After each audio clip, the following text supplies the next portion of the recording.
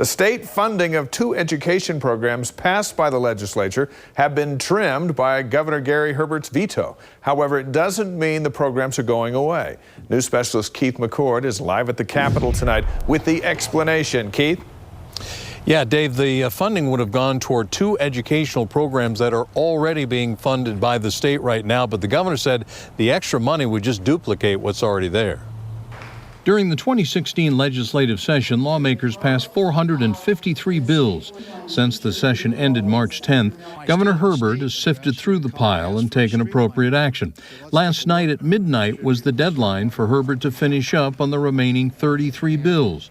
The governor vetoed 2 items that were included in the education budget that totaled $4.5 million in additional funding. And the concern of the governor is redundancy in some of those programs, that we're doing the same thing, there's duplication in services. The governor vetoed a request for an additional $1.5 million for the already existing Upstart Early Childhood Education program.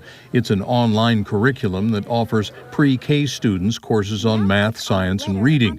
The program receives $4.6 million from the state. He also vetoed a $3 million request for the K-3 Early Intervention program, which also receives state funding. In Utah, money for education has always been a hot topic and will continue to be. So the governor's broader point is, let's have a bigger discussion about early childhood education. Let's find out what works and what doesn't work.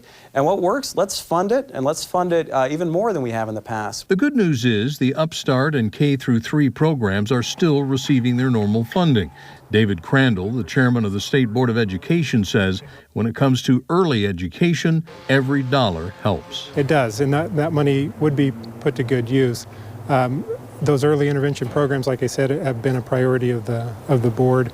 We do see promising results from both of those programs.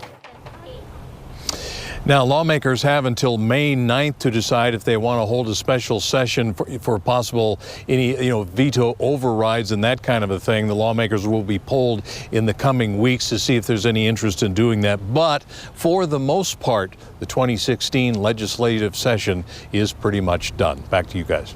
All right, Keith McCord, live up on the Capitol tonight. Thank you, Keith. Deanie?